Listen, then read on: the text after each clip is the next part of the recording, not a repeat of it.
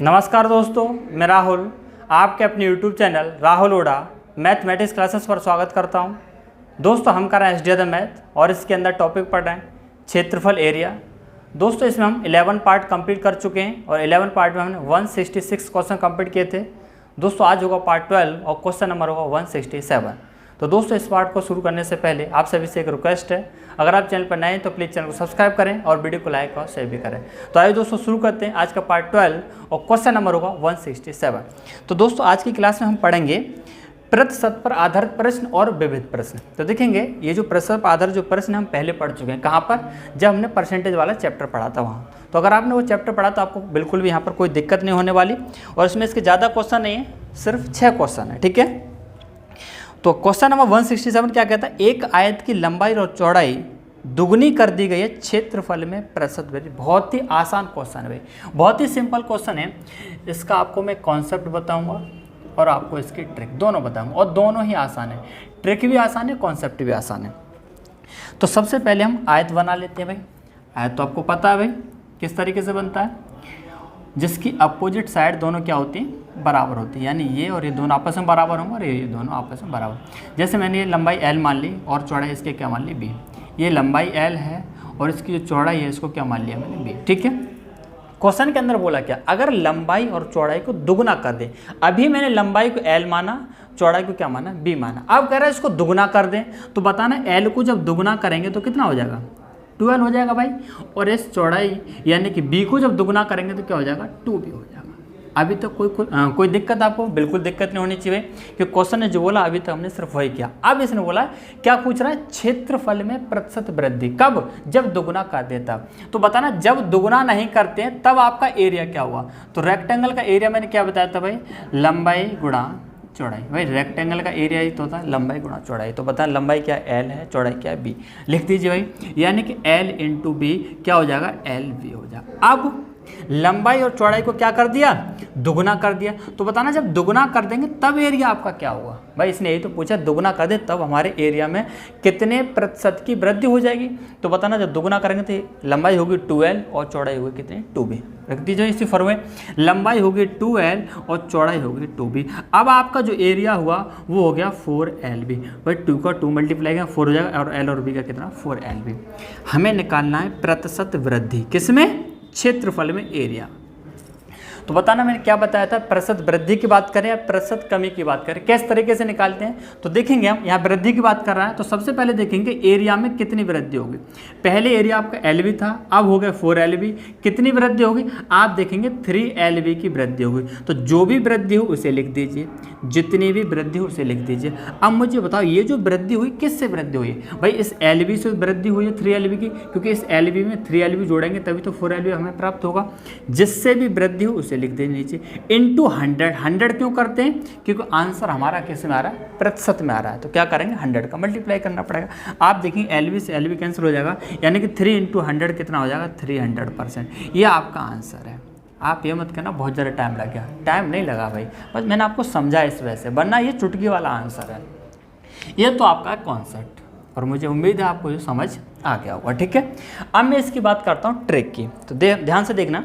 अच्छा इसका आंसर कौन सा हो जाएगा, D ऑप्शन हो जाएगा भाई। ठीक है, अब इसकी ट्रिक देखना, ट्रिक क्या है, ध्यान से सुनना भाई क्या कह रहा हूँ मैं। जब भी किसी नंबर को हम दुगना कर दें, जब भी किसी नंबर को दुगना करें, इसका मतलब है उसमें 100% की वृद्धि हो रही है। अब यहाँ देखना, लंबाई को दुगना किया, चौड़ाई को भी दुगना किया, यानी कि इसकी लंबाई में जो वृद्धि हुई वो 100% की हुई और चौड़ाई में भी वृद्धि जो हुई कितने की हुई, 100% की हुई। ये कैसे हुई ये भी बताऊंगा। ये ऐसे आपको रटना नहीं है कि भाई दुगना कर देंगे 100% की वृद्धि हो जाती है, बताया 100% होती, लेकिन होती क्यों ये भी बताऊंगा आपके लिए। आप देखिए पहले L थी, अब कितना होगा 2L। तो कितने की वृद्धि होगी, L की वृद्धि हुई, किससे हुई, इस L से हुई, इंटू 100। आप देखेंगे L से L कट गया कितना, 100%। तो अब आपको याद रखना है कि जब भी कोई नंबर दुगना हो, इसका मतलब है उसके नंबर में 100% की क्या होगी, वृद्धि। अब देखना आप, लंबाई में 100% की वृद्धि और चौड़ाई में भी 100% की वृद्धि। क्वेश्चन सॉल्यूशन बता दिया कि 100% की वृद्धि हो रही, कैसे हो रही है तो पता नहीं। तो ध्यान रखना, जब भी कोई नंबर दुगना होता है क्या होता है, 100% की वृद्धि होती है। अब देखना यहाँ पे एक फॉर्मूला आपको देखना पड़ेगा। जैसे बोलूँ कि आपकी लंबाई है और लंबाई में a% की वृद्धि होती है, ठीक है, लंबाई में a% की वृद्धि और चौड़ाई में आपकी b% की वृद्धि होती है। अब मैं आपसे पूछूंगा बताना क्षेत्रफल में कितने प्रतिशत की वृद्धि होगी। क्षेत्रफल में मैं यहाँ सिर्फ क्षेत्रफल की बात कर रहा हूँ भाई, तो यहाँ देखेंगे a + b + ab/100। ये आपको फॉर्मूला याद रखना है। ये फॉर्मूला आपका आयतन में भी काम करता है, लेकिन इस फॉर्मूले को मैं आयतन में काम नहीं लेता। क्यों? क्योंकि हमें आयतन में 2 बार यूज करना होता है और क्षेत्रफल निकालना हो तो 1 बार यूज करना होता है। तो वॉल्यूम वाले टॉपिक हम ऐसे यूज नहीं करेंगे, सिर्फ एरिया वाले में। यहाँ भाई वैल्यू रख दीजिए। लंबाई में कितना, लंबाई को मैंने माना है a% की वृद्धि और चौड़ाई माना है b% की वृद्धि। आप देखें लंबाई में 100% और चौड़ाई में 100%। यहाँ लिख दीजिए a की जगह 100 और b की भी जगह 100। भाई दोनों बराबर है तो बराबर लिखेंगे, अगर दोनों अलग अलग होते अलग अलग लिख देते। और 100 × 100/100 ये आपका भाई ट्रिक है। 100 कट जाएगा, 100 और 100 कितना, 200, 100 ये यानी कितना हो जाएगा 300%। ये आपकी भाई ट्रिक है, ठीक है। आपके दिमाग में एक क्वेश्चन बनना होगा कि ऐसा तो ज़रूरी है नहीं कि क्वेश्चन के अंदर सिर्फ वृद्धि की बात करेगा। भाई कमी भी तो बोल सकता है, तो कमी होगी तब क्या करेंगे। बिल्कुल परेशान नहीं होना, आपको यही फॉर्मूला याद रखना। जब कमी की बात करे, लंबाई में कमी बात करेगा तो लंबाई को माइनस का साइन लगा देंगे, अगर चौड़ाई में कमी की बात करेगा तो चौड़ाई पर साइन का माइनस लगा देंगे। फॉर्मूले है ये, ठीक है। क्वेश्चन आएगा समझा दूंगा, बिल्कुल परेशान नहीं होना है। आगे होगा समझो, दोनों चीज़ बता दी मैंने आपके लिए, कॉन्सेप्ट भी और ट्रिक भी।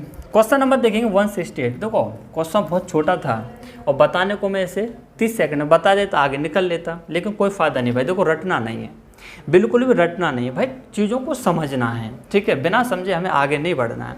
अभी आप हो सकता है थोड़ी देर के लिए समझ आ जाए, लेकिन जब आप बंद कर देंगे किताबों को 2 दिन बाद 4 दिन बाद देखेंगे फिर याद नहीं रहेगा, उससे कोई फ़ायदा नहीं। क्वेश्चन नंबर 168 देखिए, इस फॉर्मूले साइड में लिख देता हूँ a + b + ab/100, ठीक है।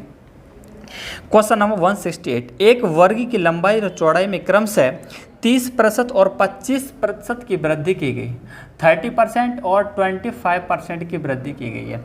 इसने पूछा इससे बनने वाले आयत का क्षेत्रफल वर्ग के क्षेत्रफल से कितना प्रतिशत अधिक होगा।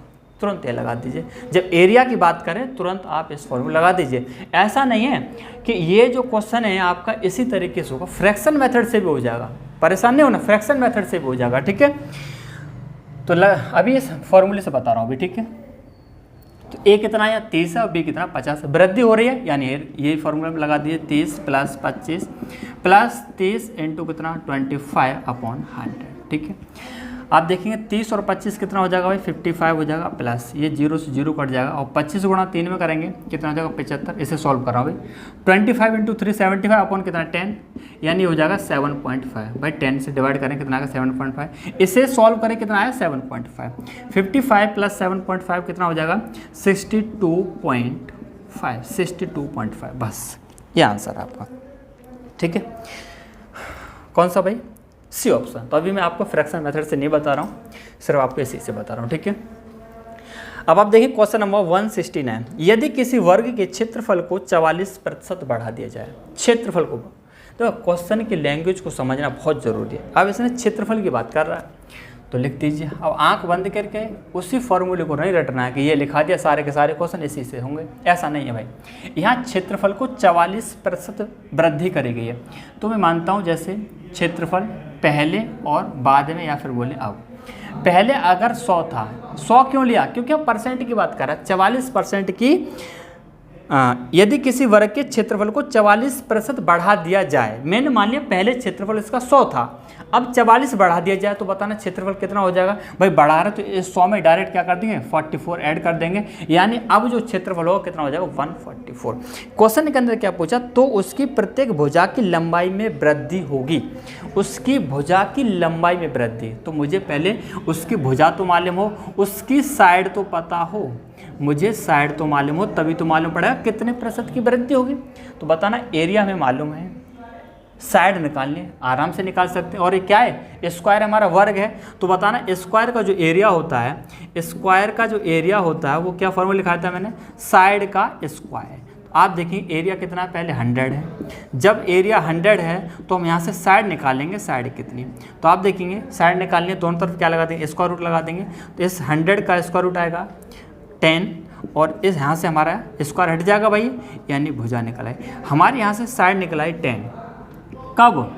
जब आपका एरिया 100 होगा तब आपकी साइड कितनी होगी? 10 होगी। या फिर आप यहीं पर डायरेक्ट जो है स्क्वायर रूट लगा दें तो आपकी क्या निकल आएगी? साइड निकल आएगी। लेकिन अगर डायरेक्ट निकालता तो आपकी साइड समझ में नहीं आता, इस वजह से मैंने यहाँ पर आपको करके बता दिया। अब यहाँ पर मैं साइड आपको डायरेक्ट निकालना बता रहा हूँ। 144 है, क्या निकालना है मुझे? साइड निकालनी है। तो इस पर डायरेक्ट ही क्या लगा दूंगा? स्क्वायर रूट लगा दूंगा। 144 का स्क्वायर रूट कितना आएगा? 12, यानी ये होगी।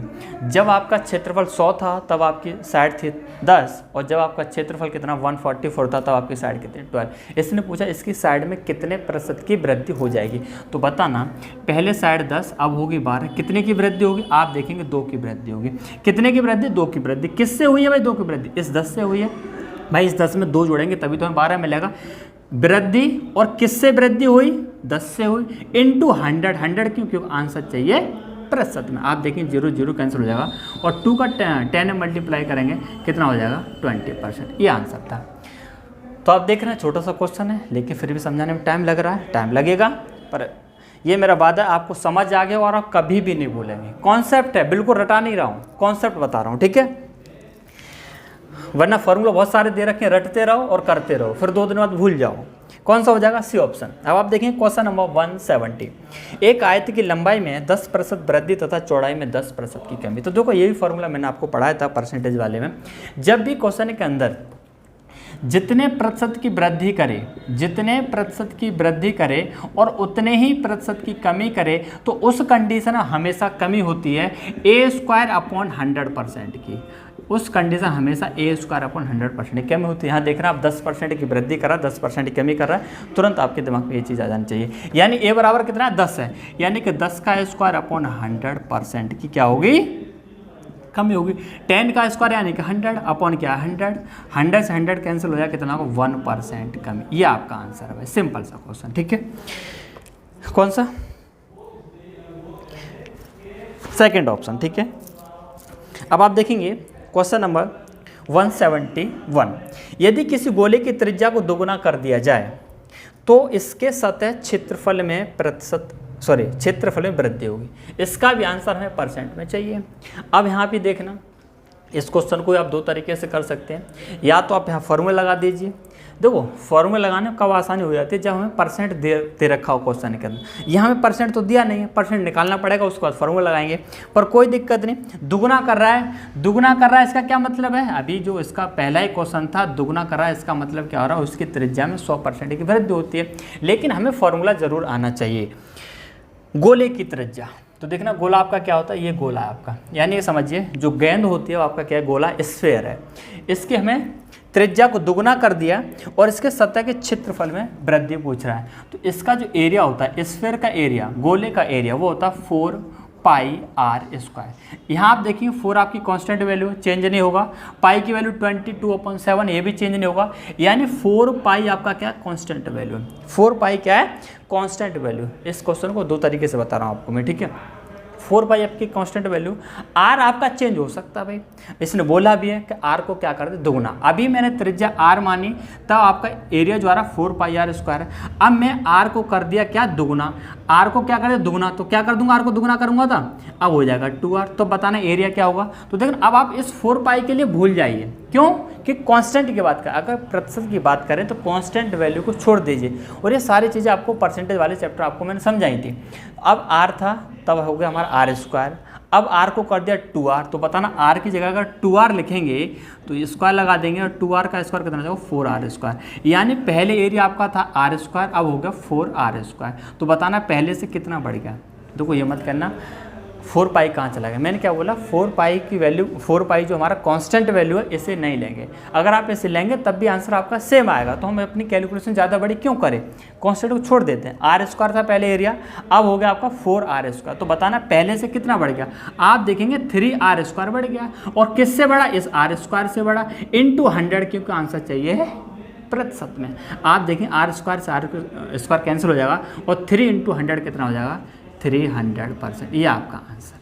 बस अगर आप ट्रिक से करना चाहते हैं तो आपका ये ट्रिक है भाई, a + b + ab/100 लगा दीजिए। क्या कर रहा है? त्रिज्या को दुगना कर रहा है, दुगना कर रहा है, इसका क्या मतलब है? 100% की वृद्धि हो रही है। तो लिख दीजिए भाई। अब आप देख रहे हैं आर है, ठीक है, आर स्क्वायर है, इसका मतलब है R into R, R into R, यानी आर 2 बार है और दोनों बार क्या हो रही है? 100% की वृद्धि, यानी ए की वैल्यू भी 100 रहेगी, बी की वैल्यू भी 100 रहेगी। तो आप लिख दीजिए 100 प्लस 100 प्लस 100 इंटू 100 अपॉन 100। यहाँ वैल्यू रख दी मैंने। आप देखिए 100 से 100 कैंसिल हो जाएगा, 100 200 और 100 कितना 300, ये आपका आंसर 300%। तो अब आपकी इच्छा है, चाहे तो आप ऐसे समझ लीजिए चाहे ऐसे समझिए, जिस भी तरीके से आपको अच्छा लगता है उससे आप कर सकते हैं। कौन सा भाई? अच्छा, इसमें हमारा ऑप्शन ई है क्योंकि हमारा दिया नहीं।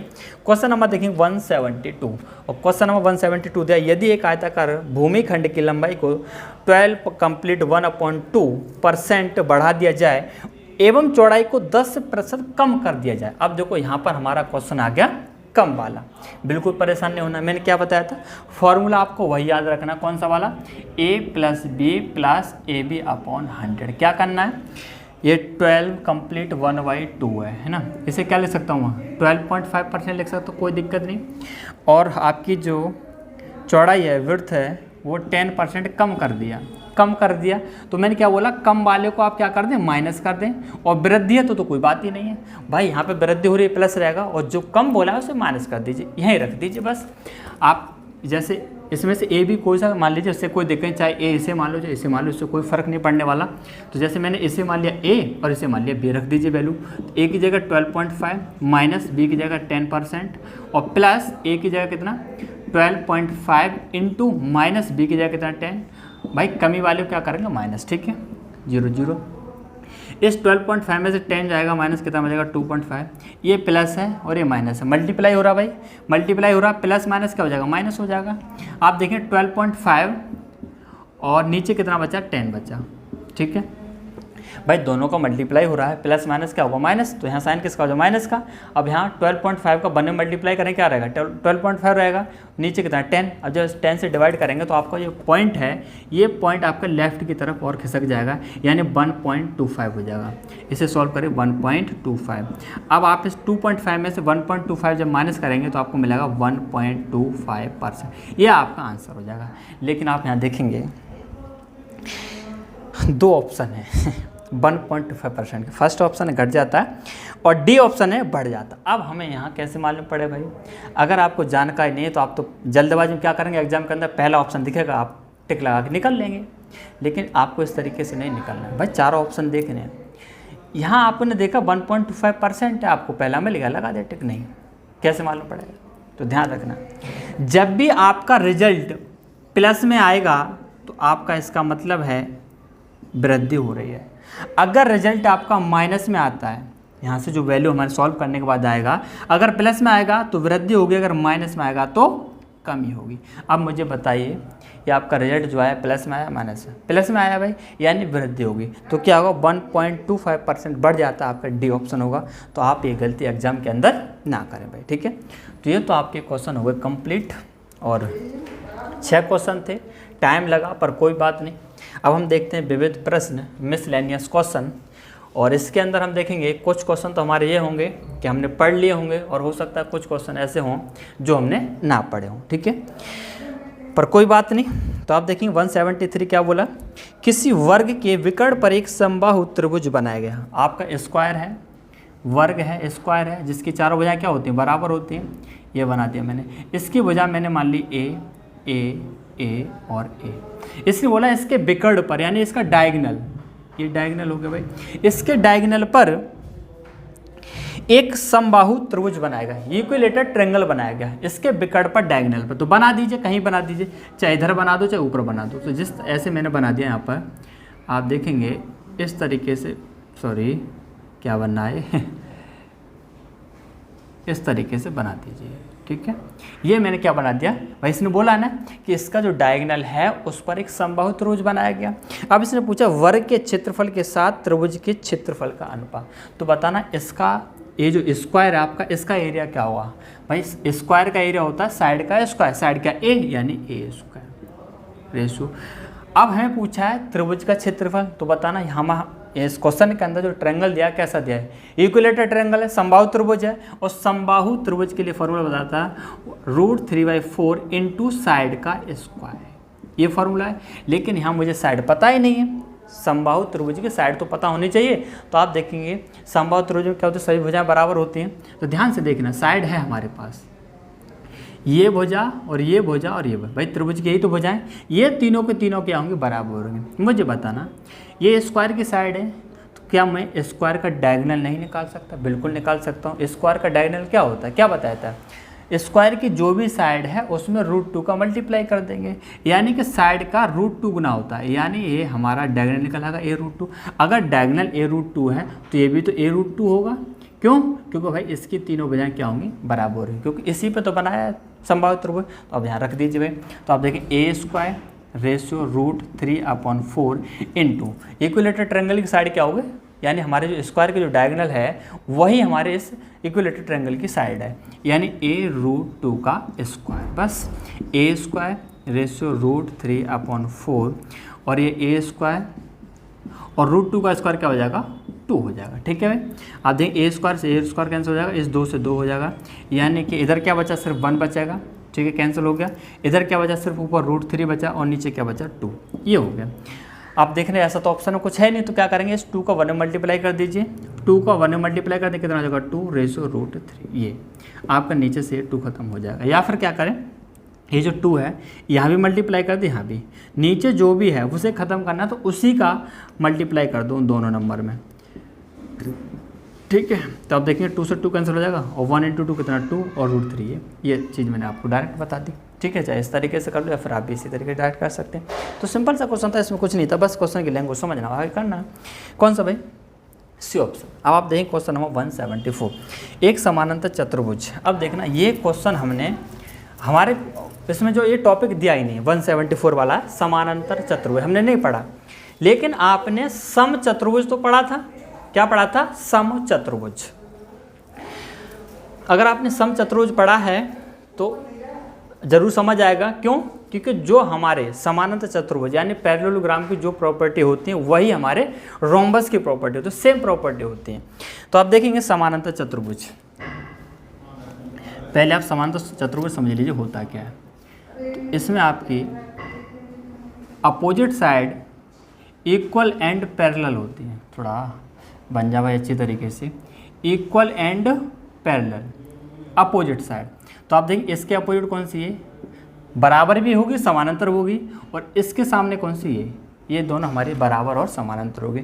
लेकिन हमारा जो सम चतुर्भुज होता है उसमें चारों भुजाएं बराबर होती हैं, लेकिन यहाँ पर ऐसा नहीं होता है। तो यहाँ पर मैं थोड़ा समझा देता हूँ, उसके बाद हम जो क्वेश्चन को सॉल्व करेंगे। ठीक है, तो यहाँ से देखना, सबसे पहले आपसे पूछूँ, इसका नाम दे देता हूँ, जैसे A, B, C और D। सबसे पहले पूछूं कि बताना पैरेललोग्राम है समानांतर चतुर्भुज, इसका एरिया कितना होगा। ये फार्मूला भाई मुझे लिखाना पड़ेगा, चतुर्भुज इसी पे आएगा ना। ठीक है, एरिया क्या होगा, तो इसका एरिया होता है बेस इनटू हाइट, आधार गुणा ऊंचाई। इसका जो एरिया होता है आधार गुणा ऊंचाई, बेस इनटू हाइट। आप कह रहे हैं आधार कहाँ है, ऊंचाई कहाँ है, तो देखना इसको हम 2 फार्मूले यहाँ से बनते हैं, सॉरी 2 आधार मान के इसका एरिया निकाल सकते हैं। जैसे अगर मैंने CD आधार मान लिया, क्या मान लिया, CD, या फिर लिख दो D से, जो भी मन हो तुम्हारा, इनटू हाइट। तो देखना इसकी अगर मुझे हाइट निकालनी है तो क्या करूँगा, ये जो आपका शीर्ष है, ये वर्टेक्स है, यहाँ से एक परपेंडिकुलर लाइन ड्रॉ कर देंगे, यानी शीर्ष लंब डाल देंगे। ये हमारा क्या होगा, 90 डिग्री। इससे क्या मान लूँगा, H। ये हो गया आपका इस तरीके से। दूसरा किस तरीके से, अगर आप इसे आधार मानते हैं, ठीक है, मैं क्या कर रहा हूँ, इस समानांतर चतुर्भुज का क्षेत्रफल हम 2 आधार मान के, एक बार तो इसे आधार मान के और एक बार इसे मान के, दोनों तरह से आपका एरिया जो निकलेगा वो कैसा होगा, बराबर होगा। तो आप देखेंगे, अब मैंने आधार मान लिया BC, क्या मान लिया भाई, BC इनटू, अब बताना इसकी हाइट कौन सी होगी, तो देखना यहाँ H1 नाम दे दो इसे, ये H1। अब हम क्या करेंगे, इस शीर्ष से यहाँ पर हम परपेंडिकुलर लाइन ड्रॉ कर देंगे, ये होगा हमारा 90 डिग्री। इसे मैंने नाम दे दिया H2, तो इसे लिख देंगे H2। अब देखना क्वेश्चन कैसे बनता है।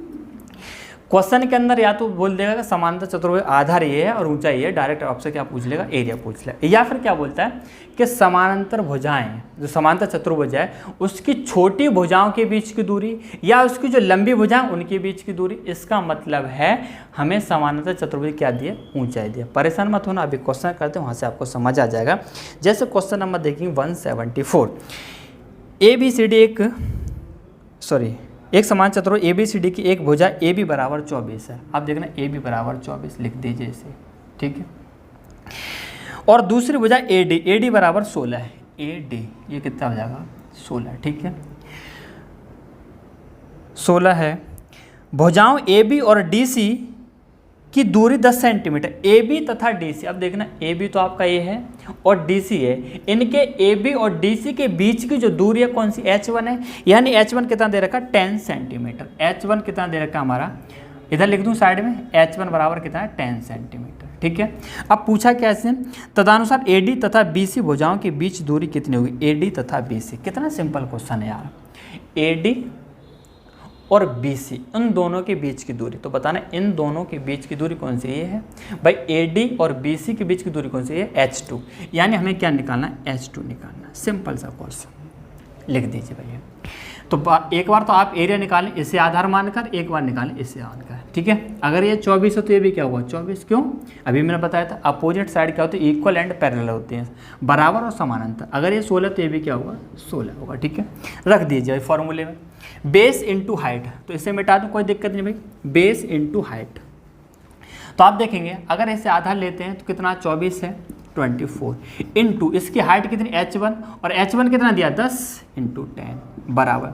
अब हमने आधार ले लिया, ये कितना, 16, चलो बराबर अभी नहीं लगा रहा मैं, ठीक है, पहले एरिया निकालना हूँ। 16 इंटू इसकी हाइट कितनी, H2, और ये हमें निकालनी है। आप देख रहे हैं ये भी एरिया है और ये भी एरिया है, दोनों एरिया है। एक बार मैंने इसे आधार माना, एक बार इसे माना है तो दोनों एरिया, और दोनों एरिया कहीं से भी निकालें क्या होंगे, बराबर होंगे। बराबर होंगे तो क्या कर देंगे, बराबर कर देंगे, ठीक है। हमें H2 निकालना है। तो आप देखेंगे कुछ कट जाएगा, 8 से कटेगा 3 बार, 8 से कट जाएगा 2 बार, 2 से कैंसिल हो जाएगा 5 बार, और 3 इंटू 5 कितना, 15 बराबर H2। यानी हमारा जो H2 निकला वो कितना निकला, 15 सेंटीमीटर। ये आपका बेसिक सा क्वेश्चन था भाई। देखने इनका अच्छे से दिखाई दे रही है कि नहीं दे रही है भाई, ठीक दिख रही है, सही है। कितना होगा, 15 सेंटीमीटर। तो बताइए कौन सा, सी ऑप्शन हो जाएगा आपका, ठीक है। अब आप देखिए क्वेश्चन नंबर 175, इसी से आपके समांतर चतुर्भुज के जो भी क्वेश्चन होंगे सब हो जाएंगे।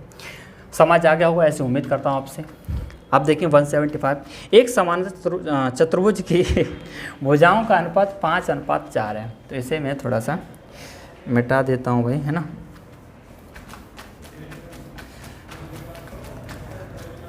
क्या दिया है भाई, आपका कोई समानांतर चतुर्भुज पैरेललोग्राम है इस तरीके से, ठीक है।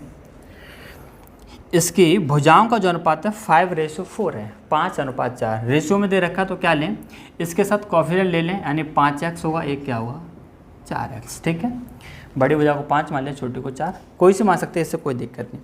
उनका क्षेत्रफल दिया 1000 वर्ग इकाई है। बड़ी भुजा पर तुंगता, आप देखना बड़ी भुजा पर तुंगता, बड़ी भुजा कौन सी है, इस पर तुंगता, तुंगता का मतलब इस पर शीर्ष लंब है, शीर्ष लंब भाई, बड़ी भुजा है, इस पर शीर्ष लंब कहाँ से डालेंगे, यहाँ से डालेंगे, यानी ये चीज़ दे रखी है, कितनी है, 20 का। ये जो हमें दे रखा कितना दे रखा, 20 दे रखा। इसने पूछा छोटी भुजा पर तुंगता कितनी, छोटी भुजा कौन सी आपकी, 4x है, इस पर तुंगता यानी शीर्ष लंब, यानी कि ऊंचाई, यानी इस बिंदु से और इसके बीच की दूरी पूछिए, इन दोनों रेखाओं के बीच की दूरी निकाल ली। इसे मान लेते हैं x मान लो, h मान लो, कुछ ही मान लो, आपकी इच्छा, सॉरी x मत मानना, x तो हमने यहाँ ले लिया, h ले लो, क्या ले लें, h, ठीक है। एरिया निकालिए भाई, जब आप आधार इसे लेते हैं 5x इंटू ऊंचाई कौन सी होगी, 20। अब आपने आधार ले लिया 4x बराबर 4x इंटू, सॉरी अभी ये क्यों कर दिया मैंने, अभी नहीं करना चाहिए था, पर कोई बात नहीं, अब लिख दिया तो लिख जाना दो। 4x इंटू ऊँचाई कितनी हो जाएगी आपकी, h, ठीक है।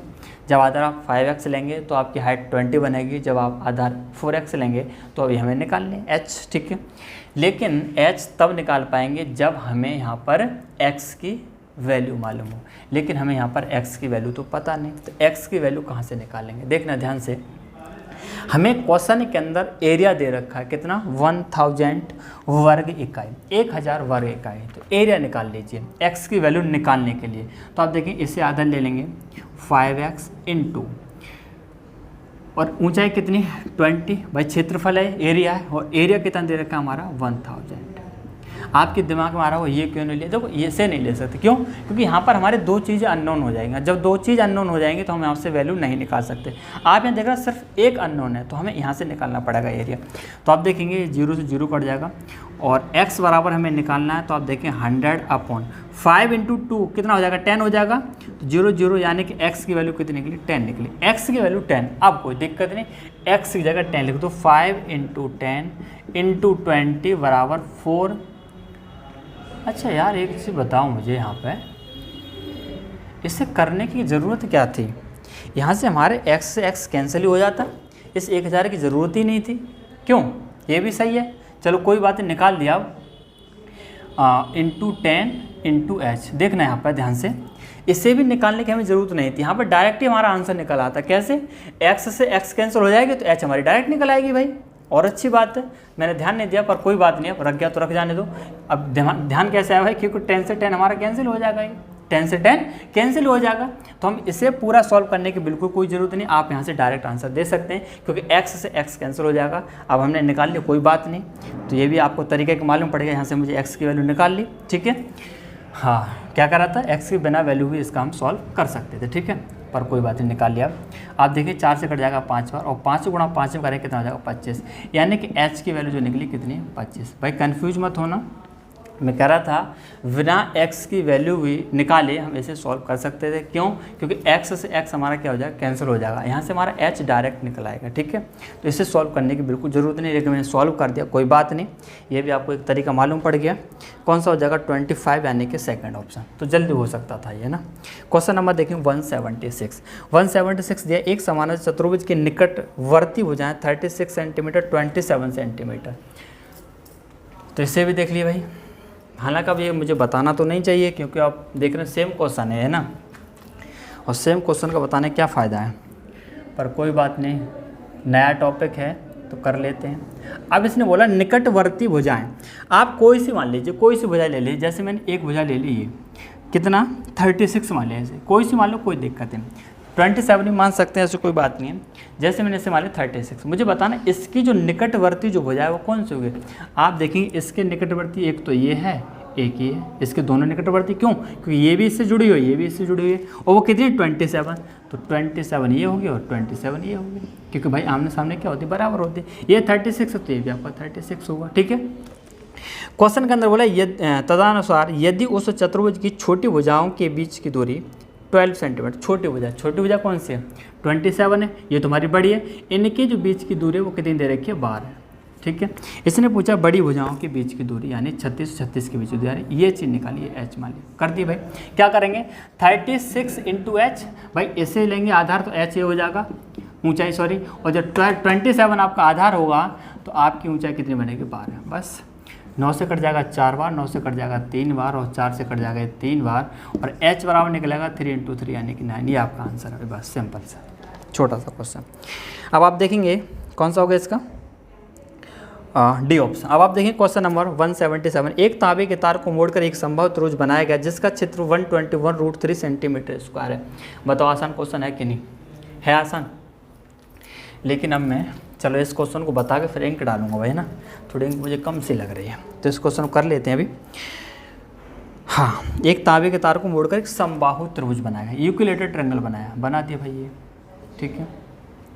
और इसका जो एरिया है वो दे रखा है कितना, 121√3। इसकी साइड मुझे नहीं पता, ए मान लिया, ये भी है, ये भी है, तो बताना समबाहु त्रिभुज का क्षेत्रफल क्या होता है, √3/4 a स्क्वायर। साइड का स्क्वायर भाई √3/4 इंटू साइड का स्क्वायर, साइड का माने ए, और एक क्वेश्चन के अंदर दे रखा है एरिया 121√3, √3 से √3 कैंसिल हो जाएगा, ए स्क्वायर बराबर कितना होगा 121 इंटू 4, इस 4 का इधर क्रॉस मल्टीप्लाई हो जाएगा। ए निकालना तो क्या करेंगे, स्क्वायर रूट लगा देंगे दोनों तरफ, यानी है यहाँ से हो जाएगा ए। इस 121 का स्क्वायर रूट आप देखें कितना आएगा, 11 आएगा भाई। 11 का स्क्वायर कितना होता है 121, इस 4 का जब वर्गमूल निकालेंगे, स्क्वायर रूट निकालेंगे, कितना आएगा 2। आपने देखा a बराबर कितना होगा 22। हमें यहाँ से इसकी साइड मालूम पड़ गई, ठीक है। आगे क्या बोला इसने, यदि उसी तार को मोड़कर वृत्ताकार कर दिया, यदि उसी तार को मोड़कर अब क्या कर दिया वृत्ताकार, पहले उस तार को हमने इस त्रिभुजाकार में मोड़ा, अब उसी तार को इस वृत्ताकार में मोड़ दिया। ये मैंने त्रिज्या है भैया, मान ली, ठीक है। उस वृत्त का क्षेत्रफल कितने सेंटीमीटर है, अब बताना मुझे। अगर मैं इसकी त्रिज्या r मान लूँ तो बताना इसका जो एरिया होगा वो क्या होगा। आप देखेंगे एरिया मैंने क्या लिखा था, पाई r स्क्वायर, यानी कि मुझे r की वैल्यू मालूम हो तो हम आसानी से इसका एरिया निकाल सकते हैं। अब इसका r कहाँ से निकालेंगे, अगर आपने इसके पिछले पार्ट पढ़े हैं तो आपको ज़रूर पता होगा। मैंने क्या बताया था, तार को चाहे त्रिभुज में बदलें, चाहे आयत में बदलें, चाहे वर्ग में बदलें, चाहे वृत्त में बदलें, उसका लंबाई चेंज नहीं होगा, या फिर बोलें उसकी परिधि या परिमाप कभी भी चेंज नहीं होगा। यानी कोई तार था भाई, इस तार को मैंने पहले किस में बदल दिया, इस त्रिभुज में, ये तार की लंबाई, यानी इस त्रिभुज को ये बदला भाई, ये हमारे तार की क्या लंबाई है, तार की लंबाई, इसका क्या मतलब, ये परिमाप ही तो है। तो बताना इस त्रिभुज का जो परिमाप होगा वो कितना होगा, इस त्रिभुज का परिमाप कितना होगा। परिमाप क्या होता है, सभी भुजाओं का योग, और परिमाप कितना, सॉरी भुजा कितनी 22, और देखेंगे आप परिमाप में लिखा है था 3a, सभी भुजाओं का योग 3 सॉरी a और a कितना होगा 3 हो जाएगा, a की वैल्यू 22। तो आप देखेंगे परिमाप यहाँ से निकलेगा आपका 66, 22 का 3 मल्टीप्लाई करेंगे 66, ये हमारा परिमाप निकला। अब इस तार को इस तरीके से मोड़ दिया, अब यहाँ से क्या निकला भाई, ये जो 66 आया क्या, ये हमारे तार की लंबाई निकल के आ गई, ये हमारे तार की लंबाई निकल के आ गई 66, क्योंकि ये तार ही तो था इस तरीके से मोड़ा था, यह तार की लंबाई 66 हो गई। अब इस तार को इस तरीके से मोड़ दिया, आप देखें ये है, ये हमारे तार की लंबाई। तो बताना इसे हम क्या बोलते हैं, इसे क्या बोलते हैं, परिधि या फिर बोलते हैं परिमाप, परिधि या फिर बोलते हैं परिमाप।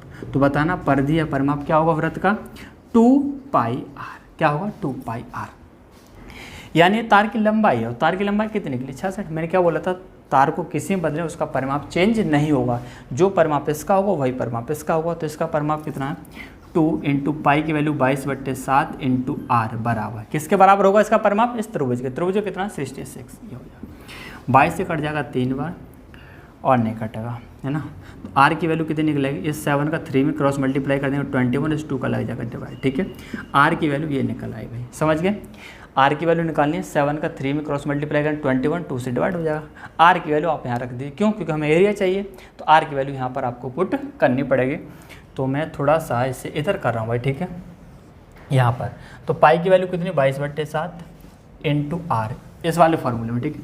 r कितना निकला 21/2, स्क्वायर है, r स्क्वायर है तो क्या करेंगे 21/2 इंटू 21/2, ठीक है भाई स्क्वायर है, 2 बार मल्टीप्लाई करना पड़ेगा, देखना कैंसिल हो जाएगा, 2 से हो जाएगा ये 11, ठीक है, और तो कुछ कैंसिल हो जाएगा अभी, 2 से 3 सॉरी 7 से 3 बार, अब नहीं होगा।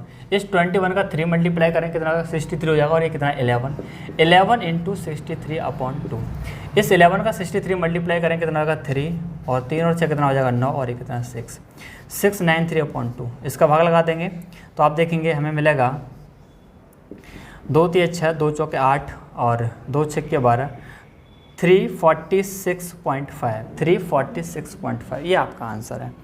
तो थोड़ा कैलकुलेशन वाला आपका क्वेश्चन था ये, सी ऑप्शन। तो अब मैं थोड़ा इंक डाल लेता हूँ भाई ना, तब तक आप अगले क्वेश्चन को पढ़िए। और क्वेश्चन नंबर होगा अगला 178, है ना, 178 पढ़िए क्या है। तो पढ़ लिया होगा भाई क्वेश्चन, क्या दिया है, कौन सा 178 है ना, हाँ। एक वर्ग की एक भुजा और एक विकर्ण को आधार बनाकर, अब देखो इस टाइप का मुझे लग रहा है क्वेश्चन हमने शायद नहीं इसका नहीं किया, कोई बात नहीं, पर सिंपल है, ये भी आसान है।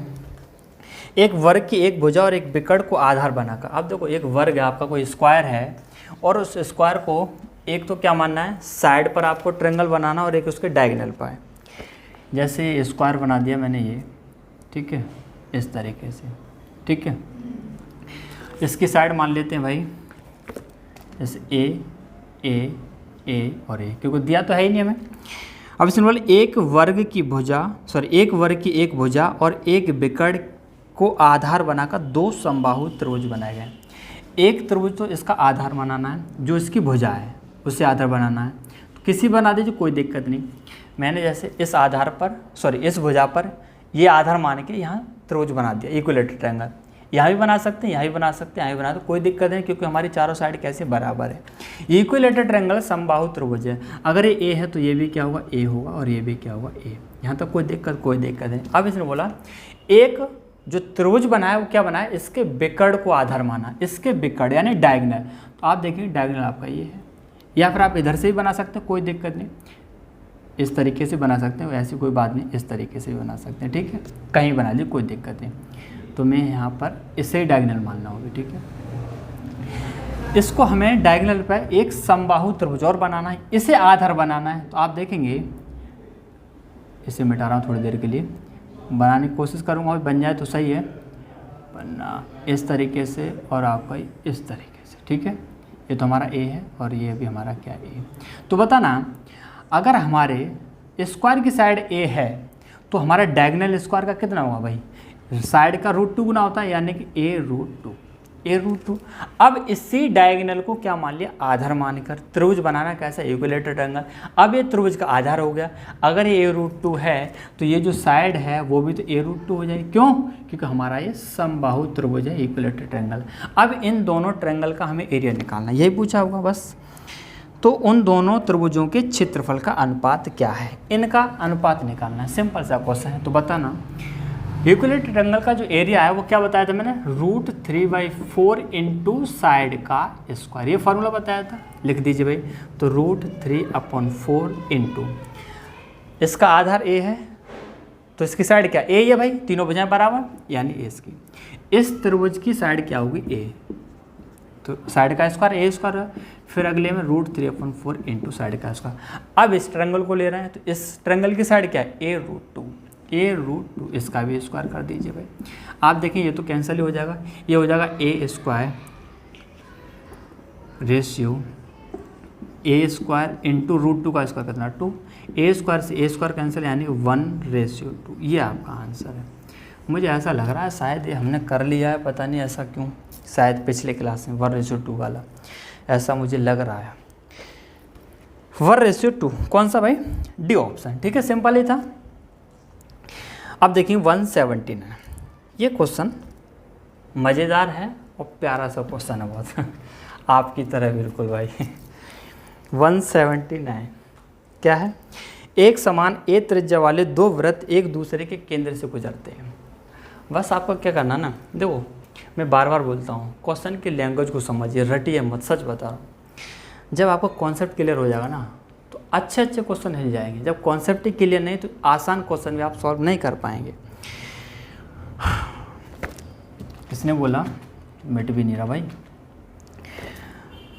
एक समान ए त्रिज्या वाले दो वृत्त एक दूसरे केंद्र से गुजरते हैं। तो जैसे मैंने बना दिया, ये तो मैंने वृत्त बनाया, इसका केंद्र मैंने ये मान लिया, ठीक है। एक वृत्त और बनाते हैं और ये बना दिया। लेकिन ध्यान से सुनना, मेरे थोड़े से छोटे वृत्त हो सकते हैं, छोटे बड़े, लेकिन ये दोनों वृत्त कैसे बराबर हैं। इसका केंद्र ये होगा और इसका केंद्र ये होगा। क्यों, क्योंकि इसने बोला कि ये जो वृत्त है दोनों के एक दूसरे के केंद्र से गुजरते हैं। ये जो वृत्त है इसके केंद्र से गुजरेगा, इसका केंद्र कौन सा, ये, इसका केंद्र कौन सा, ये वृत्त इसके केंद्र से, दोनों एक दूसरे केंद्र से गुजर रहा है भाई, बिल्कुल सही है, कोई दिक्कत नहीं।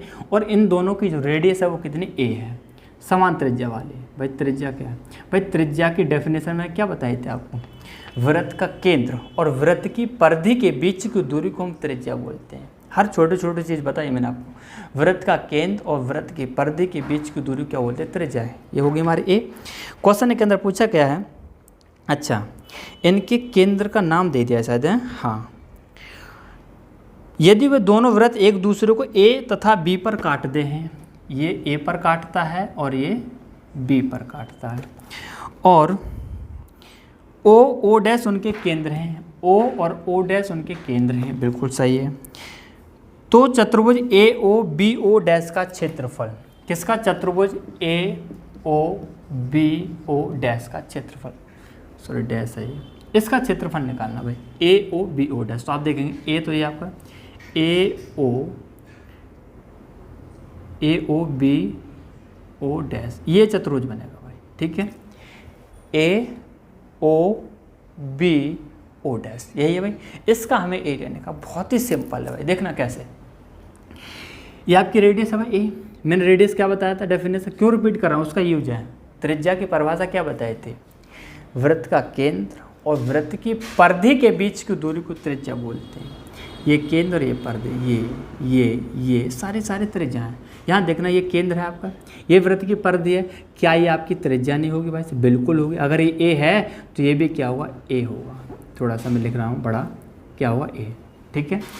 ये वृत्त का केंद्र, ये वृत्त की परिधि है भाई, ये वृत्त की परिधि है, तो क्या ये त्रिज्या नहीं होगी, त्रिज्या बिल्कुल, यानी ये भी होगा। आप यहाँ से देख रहे हैं ए, इस त्रिभुज की, त्रिभुज ए ओ डैश, त्रिभुज ए ओ डैश, तीनों भुजाएं बराबर हैं। जब तीनों भुजाएं बराबर हैं तो त्रिभुज मेरे प्यारे कैसा कहलाएगा, समबाहु, इक्विलेटरल ट्रायंगल। बहुत आसान हो गया।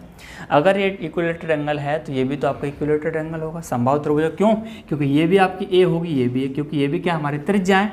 यानी कि इस चतुर्भुज में आपके दो समबाहु त्रिभुज बनना है। इस चतुर्भुज के अंदर आपके दो समबाहु त्रिभुज बन रहे हैं, दो समबाहु त्रिभुज। यानी अगर हमें दो समबाहु त्रिभुज का क्षेत्रफल मालूम हो तो इसका चतुर्भुज का क्षेत्रफल मालूम पड़ जाएगा। आप देखा, एक त्रिभुज ये, एक त्रिभुज ये, इस चतुर्भुज के अंदर दो समबाहु त्रिभुज। समबाहु त्रिभुज का क्षेत्रफल बताता है √3/4 इंटू साइड का स्क्वायर। आप देख रहे हैं साइड क्या है हमारी, ए है, यानी कि ए स्क्वायर। लेकिन ये तो एक त्रिभुज का है, त्रिभुज हैं कितने, दो का निकालना होगा तो क्या करेंगे, 2 से मल्टीप्लाई कर देंगे और 2 से 2 ये कट जाएगा, यानी कि √3/2a²। ये आपका आंसर है भाई। लो बस, सिंपल सा, बता कुछ था, कुछ भी नहीं था। बेवजह परेशान हो रहे थे तुम यार। कौन सा, सी ऑप्शन, ठीक है। अब आप देखेंगे क्वेश्चन नंबर 180, 2 क्वेश्चन और करेंगे इसमें। 180 देखेंगे, ए बी सी समकोणीय त्रिभुज है, बी समकोण है, बी सी और ए सी के मध्य बिंदु क्रमशः बी डैश तथा ए डैश है। अब ये क्वेश्चन थोड़ा सा इसमें आपकी ज्योमेट्री यूज होगी, है ना, हल्की सी, पर ज़्यादा नहीं, परेशान मत होना बिल्कुल भी। इसमें हमें बता दिया बी समकोण है भाई, बी समकोण, इसका क्या मतलब 90 डिग्री जो हमारा है वो हमारा क्या है, बी है, ठीक है। ए और सी, यहाँ कोई सा बिंदु मान लीजिए, लेकिन यहाँ पर आपको बी मानना पड़ेगा। क्यों, क्वेश्चन के अंदर दे दिया है। अब इसने बोला बी सी और ए सी के मध्य बिंदु, बी सी और ए सी के जो मध्य बिंदु हैं वो क्या क्या हैं, बी सी और ए सी के मध्य बिंदु क्रमशः बी डैश और ए डैश, ठीक है। किधर गया, ए डैश है, चतुर्भुज A dash B dash B, A dash B dash, B dash क्या है, बी, यही है ना। A dash B dash B के क्षेत्रफल और त्रिभुज ए बी सी के क्षेत्रफल, त्रिभुज ए बी सी के क्षेत्रफल, इनका हमें क्या चाहिए, रेशियो चाहिए। सिंपल सा क्वेश्चन है यार, कुछ भी नहीं है इसमें, सच बता रहा हूँ। ए डैश बी डैश बी, तो आप देखें ये हमें क्षेत्रफल, इन दोनों को मिलाते हैं मध्य बिंदु है, इसका क्षेत्रफल चाहिए हमें भाई, इसका क्षेत्रफल और त्रिभुज ए बी सी, यानी इस पूरे त्रिभुज बड़े वाले का क्षेत्रफल। बहुत ही सिंपल है, लेकिन यहाँ पर थोड़ा सा आपको समझना पड़ेगा कुछ चीज़। क्या, यहाँ से पहले एक चीज़ मुझे ये बताओ, इसका क्षेत्रफल निकलेगा कैसे, इसका क्षेत्रफल भाई, अगर इस पूरे ट्रायंगल में से, बड़े वाले में से, और इस छोटे वाले ट्रायंगल को माइनस करूँ तो अगर इसके क्षेत्रफल की बात करूँ तो आप देखेंगे त्रिभुज ए बी सी का क्षेत्रफल माइनस त्रिभुज A dash B dash C, A B C में से अगर इसे माइनस कर दूँ, इस पूरे त्रिभुज में से अगर इसे माइनस कर दूंगा तो ये निकल आएगा। तो बताना इस त्रिभुज ए बी सी का क्षेत्रफल निकालना, तो कैसे निकालेंगे। आप देखें त्रिभुज कैसा, समकोण त्रिभुज है। समकोण त्रिभुज का जो फॉर्मूला बताया था मैंने, क्या बताया, 1/2 base into height, base into height, ये फॉर्मूला बताया था भाई। तो बताना इसका आधार क्या है भाई, आधार क्या है, बी सी है, इसे कुछ भी मान सकते हो, कुछ भी नाम दे दो, कोई दिक्कत नहीं। जैसे इसका नाम मैंने दे दिया एक्स और इसका मैंने नाम दे दिया क्या, बाई, ठीक है, एक्स इंटू बाई, कुछ भी दे सकते हैं, आपकी इच्छा है। तो 1/2 into x into by, base into height, minus भाई इसका एरिया कैसे निकालें, ए डैश बी डैश सी, ए डैश बी डैश सी, इसका ना तो मुझे आधार पता ना ऊंचाई, इसका तो एक्स मान लिया, इसका बाई मान लिया, इसका क्या मालूम, हम मानते ही रहेंगे तो फिर निकलेगा कैसे। एक प्रॉपर्टी है ज्योमेट्रिक, ध्यान से देखना, जैसे आपकी ये दो भुजाएं हैं ए बी सी, आपके सॉल्यूशन ने तो बहुत छोटा सा दे दिया, लेकिन मुझे नहीं लगता आपको ये सॉल्यूशन समझ आएगा, या फिर समझ आएगा तो आपको रटना पड़ेगा, लेकिन आपको सॉल्यूशन बता रहा हूँ। चीज़ क्या, कॉन्सेप्ट क्या भाई, तो देखना ये आपकी दो लाइन है और इन दोनों लाइन के मैंने मध्य बिंदु ले लिए ये, ठीक है।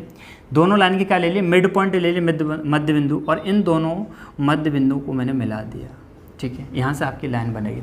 तो जब भी त्रिभुज है और त्रिभुज के अंदर जो भुजाएं हैं, भुजाओं के मध्य बिंदु को जो मिलाएंगे तो आप देखेंगे ये जो लाइन है और ये जो लाइन है दोनों कैसे होंगे, पैरेलल होंगे, समानांतर होंगे। ये तो रिलेशन है, ये पैरेलल होंगे, समानांतर होंगे। यानी आप देखेंगे ये जो लाइन है और ये दोनों कैसे होंगे, समानांतर। क्यों? क्योंकि इन दोनों भुजाओं के ये क्या हैं, मध्य बिंदु हैं, ये मिड पॉइंट है, क्वेश्चन के अंदर बताया। यानी ये दोनों लाइन कैसे होगी, समानांतर। अगर ये 90 डिग्री है तो आपका ये भी क्या होगा, 90 डिग्री होगा। यानी यहाँ से हमें मालूम पड़ गया कि ये समकोण त्रिभुज है। फॉर्मूला हमारा यही लगेगा 1/2 बेस इंटू हाइट। लेकिन अभी मुझे यहाँ पर इसका आधार और ऊंचाई नहीं मालूम पड़ा, तो देखना कैसे मालूम पड़ेगा। एक प्रॉपर्टी और है, इसका नाम ले लेता हूँ इस पर डी और ए। तो इन दोनों में जो रिलेशन होता है हमारा वो क्या होता है, डी जो होता है वो बी सी का आधा होता है। यानी ये जो भुजाओं के जो मध्य बिंदु हैं, भुजाओं को मध्य बिंदु को मिलाकर जो रेखा बनी, इसके समांतर कौन से, ये इसका क्या होता है, आधा होता है। BC का क्या होगा, आधा। आप देख रहे हैं ये जो आधा हुआ किसका होगा, इसके समांतर लाइन कौन सी, ये है। यानी ये जो लाइन है A', B' इस AB की क्या होगी, आधी होगी। अगर ये बाई है तो ये बाई अपॉन क्या होगा, 2y। तो यहाँ पर एक काम करिए, इसे 2y मान लीजिए और इसे कर लीजिए 2x। ऐसा क्यों कह रहा हूँ मैं, ध्यान से समझना भाई, क्योंकि इसका आधा करेंगे ना तो भाई 2y का आधा करेंगे कितना हो जाएगा, बाई हो जाएगा। तो इसे बाई कर लीजिए और इसे क्या करेंगे, ये तो 2x है। ये समझ आया कि नहीं भाई। ये DE BC क्या होगा, आधा होगा। तो यहीं इसी तरह के देखेंगे A' B' है, इस AB का क्या होगा, आधा। अगर ये 2y है, 2y का आधा करेंगे क्या हो जाएगा, बाई हो जाएगा। या फिर कह सकते हैं ये जो चीज़ है इसकी क्या होती है, दुगनी होती है, ठीक है। ये चीज़ क्लियर भाई, मिटा रहा हूँ उसे, है ना, नोट कर लेना, इसे साइड में लिख लेना। इसे बोलते हैं मिड पॉइंट थ्योरम। अब मुझे एक चीज़ बताना, ये पूरा 2x है तो बता, ये मिड पॉइंट था, यहाँ से यहाँ तक कितना हो जाएगा भाई, मिड पॉइंट है तो इसका भी आधा कर देंगे, यानी कि x हो जाएगा, बस कोई दिक्कत नहीं। तो x और y की जगह भाई क्या करें, 2x इंटू 2y। भाई इसका निकालना त्रिभुज ABC का क्षेत्रफल, इसका आधा 2x है, आधा क्या 2, मैंने xy मान लिया था पहले, अब क्या कर दिया 2x 2y। क्यों कर दिया, समझ आ गया, क्योंकि भाई हमें यहाँ पर आधा करने में दिक्कत नहीं होगी। अब मुझे निकालना है इसका एरिया 1/2 बेस इंटू हाइट। तो आप देखेंगे इसका आधार क्या होगा, x, और इसकी ऊंचाई क्या होगी, y, यानी कि x इंटू y। ये इसका क्षेत्रफल होगा बस। तो आप देखें 2 से 2 कट जाएगा, यानी हो जाएगा 2 को गुणा इसमें करेंगे, यानी कि 2xy माइनस xy अपॉन ये 2, सॉरी क्या कर रहा हूँ, xy अपॉन 2, ठीक है भाई। इसे सॉल्व करके आया 2xy, इसे सॉल्व करके आया xy अपॉन 2। इसे सॉल्व करेंगे, 2 को गुणा 2 में करेंगे 4xy हो जाएगा, 2 को गुणा 2 में करेंगे 4xy, ये माइनस है तो 4xy में से xy माइनस कर देंगे, कितना हो जाएगा 3xy अपॉन 2, 3xy अपॉन 2। हमें इसका एरिया मालूम पड़ गया। अब तो सिंपल ही, कोई दिक्कत नहीं, लिख दीजिए भाई 3xy अपॉन 2 किसका एरिया, इसका रेशियो। इसका एरिया कितना होगा, इसका भी एरिया निकाला अभी हमने। त्रिभुज ABC का एरिया कौन सा, ये वाला, यानी कि ये कौन सा 2xy, ठीक है 2xy। समझ आ रहा है कि नहीं भाई, इसमें तो कुछ कर नहीं रहा भाई, इसका एरिया हमने निकाल लिया ना त्रिभुज ABC का, ABC का ही तो चाहिए, और त्रिभुज ABC क्या है 2xy आया है तो यहाँ लिख दिया। आप देखें xy से xy कैंसिल हो जाएगा, ये 2 है, इधर मल्टीप्लाई कर देंगे, इधर क्या बचा 3, इस 2 का इधर कर देंगे, यानी कि 3:4। ये आपका आंसर। बस भाई ये चीज़ तो है 3/2 अनुपात 2। तो हमें ये 2 खत्म करना है तो कैसे करेंगे, इस 2 को यहाँ कर देंगे, 2 दूनी 4, यानी कि 3:4। ये आपका आंसर है। समझ आ गया होगा भाई ना, ज़्यादा हार्ड क्वेश्चन नहीं था, सी ऑप्शन था, सॉरी सी ऑप्शन हो जाएगा इसका। अब आप देखेंगे क्वेश्चन नंबर 181। और आपसे मैं कह रहा हूँ भाई, अगर कहीं भी दिक्कत लगती है आपको तो मुझे कमेंट करके ज़रूर बताइए। अब ऐसा तो है नहीं भाई, आप ये पूरा टॉपिक ख़त्म हो गया उसके बाद आप कमेंट कर रहे हैं 1 महीने बाद, तो भाई दिक्कत रहेगी। अभी पढ़ रहे हैं तो अभी मुझे बताइए, लेकिन कोई बात नहीं, कभी भी दिक्कत होती कमेंट करके बताओ मुझे, और या फिर मैंने जो व्हाट्सएप ग्रुप बना रखा है वहाँ आप जो है डाउट पूछ सकते हैं मुझसे, ठीक है। क्वेश्चन नंबर 181 क्या कहता है, एक आयताकार बगीचा 100 मीटर और कहता है इंटू 80 मीटर का है। आयताकार बगीचा आपका ये, ठीक है, और कितना है 100 मीटर और 80 मीटर। यानी ये हमारा आयताकार बगीचा, उसका क्षेत्रफल दे रखा है। भाई क्षेत्रफल क्या होता है? लंबाई गुणा चौड़ाई। लंबाई 100, चौड़ाई 80, इन दोनों को मल्टीप्लाई दिया कि नहीं दिया? तो यहाँ पर लंबाई चौड़ाई कोई से मान सकते, कोई दिक्कत नहीं। उसके बाहर उसके साथ बना एक रास्ता भी है, उसके बाहर इस तरीके से एक रास्ता भी है, बना दीजिए भाई चारों ओर इस तरीके से। और ये जो रास्ता है वो बराबर है, ठीक है। मेरा थोड़ा कम ज़्यादा हो सकता है, आपको चारों ओर क्या बनाना है? बराबर।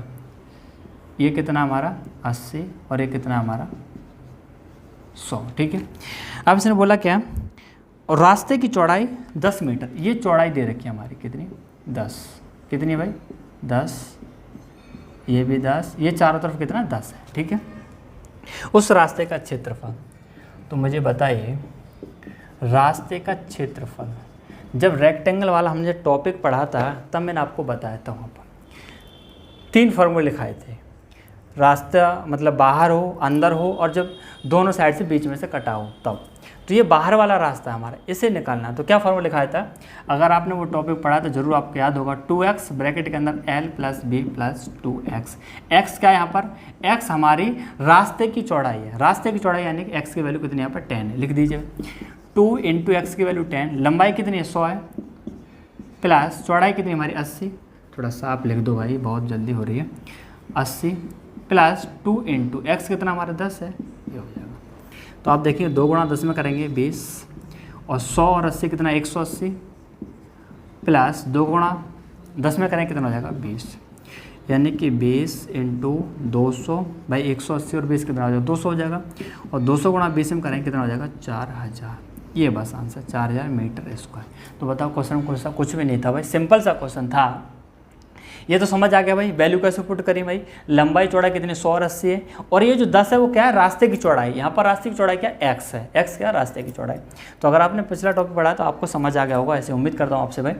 और यहाँ पर आज हम इतने क्वेश्चन करेंगे 181 तक, और इसके जो, क्योंकि वीडियो बहुत जल्द लंबी हो जाएगी भाई, क्वेश्चन इसमें काफ़ी बचे हैं तो इसमें तो कंप्लीट हो नहीं पाएंगे। तो इसका एक पार्ट और बनेगा भाई, यानी कि 30, और उसके बाद हम इस टॉपिक को कर लेंगे कंप्लीट। तो दोस्तों आज हम यहीं पे स्टॉप करते हैं। और आज की क्लास आपको कैसी लगी? अगर आपको क्लास अच्छी लगी तो प्लीज़ चैनल को सब्सक्राइब करें और वीडियो को लाइक और शेयर भी करें। तो ठीक है दोस्तों, फिर मिलेंगे नेक्स्ट वीडियो में। Thank you.